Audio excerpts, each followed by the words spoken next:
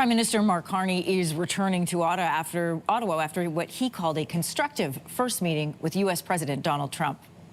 And really today marked the end of the beginning of a process of the United States and Canada redefining that relationship of working together. The question is how we will cooperate in the future.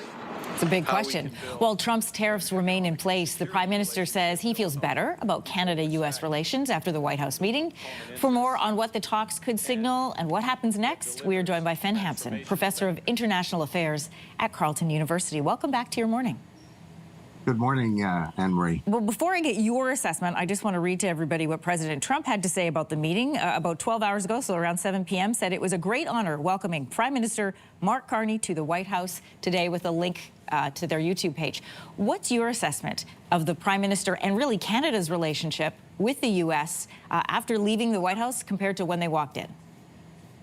Well, I think Trump's tweet really says it all. What we saw in the Oval Office was a master class by our Prime Minister in how to handle Donald Trump. You don't argue with the president because you won't win. He's immune to facts or reason, but the tone was respectful. Our Prime Minister complimented the president on being a transformative leader without fawning on him. And you know, what got headlines around the world was that he deflected the president's comments about Canada becoming the 51st state with humor by saying, you know, I talked to the owners of Canada. Canada's not for sale, just like the Oval Office and Buckingham Palace aren't for sale. So it was a pretty good meeting. It was very clever in that it was touch points both that referred to where they were and places where he had been. You know, that line, Canada is not for sale, got a lot of headlines south of the border. That seemed to be the big takeaway from the U.S. What did you observe about this balancing act Prime Minister Carney played while he was there in the Oval Office, surrounded by secretaries and his ministers and cameras from around the world? Well, what's interesting is the meeting lasted roughly 34 minutes. Trump spoke for 30 of them, and Mark Carney spoke for 4 of them, and was very careful in terms of what he said.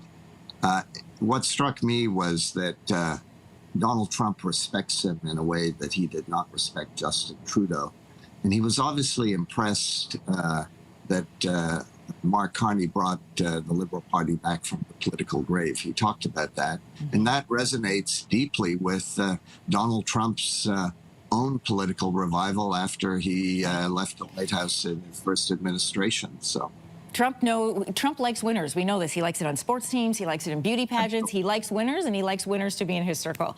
He didn't send mixed signals on the future of CUSMA. At one point, he called it the worst deal in history of the world, and then in the same session, saying it was very effective. And the president also questioned whether CUSMA is even necessary anymore. So then what challenge does that set up for us as we head into free trade talks that are supposed to be starting next year? And again, it's not a full renegotiation. It's supposed to just be a tweaking. It's supposed to be a renewal, but it looks like it may be a renegotiation. Trump's bigger message was clear. He wants to sever economic ties with Canada. He said he doesn't want our cars, he doesn't want our steel, he doesn't want our aluminum. He said Canada will have to take care of itself economically. But there are mixed messages there, as you noted. I mean, he said CUSMA is still alive, the Canada-U.S.-Mexico agreement. The Americans are not going to walk away from it. At one point, he said, you know, we need some subtle changes to adjust CUSMA. So in typical Trump fashion, there's a lot of froth there. There's a lot of confusion. There are mixed messages. There are contradictory signals. And so the challenge going forward is going to be to navigate that carefully. Our goal is to get those tariffs lifted before we sit down at the table to renegotiate CUSMA, which will be next year. That is quite clearly what Mark Carney wants to do. Well, Mark Carney might want that, but the president restated again in the Oval Office when he was asked by a reporter, is there anything Prime Minister Carney can say that will lift tariffs? And the president was very brief and said, no.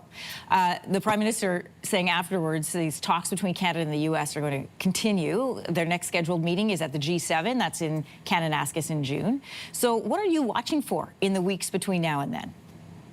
Well, what I'm watching for is what's happening in the United States, because what is going to force Trump to dial back on tariffs are going to be plant closures in the United States, which are beginning to happen, job losses, empty shelves.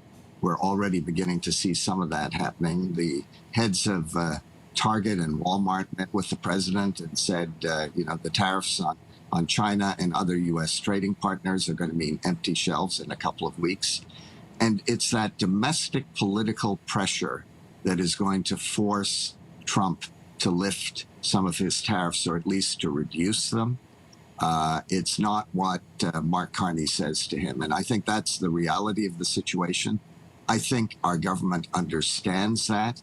And so what we have to do in the meantime is to make sure there are safety nets for Canadians who lose their jobs. But the real game is going to be south of the border, not phone calls between Ottawa and Washington. Fen Hampson, Professor of International Affairs at Carleton University. A pleasure to have you back on the show. Thank you. Great to be with you, Anne-Marie. If you like that video, make sure to subscribe to the Your Morning YouTube feed, where you can find all kinds of new content posted every weekday morning.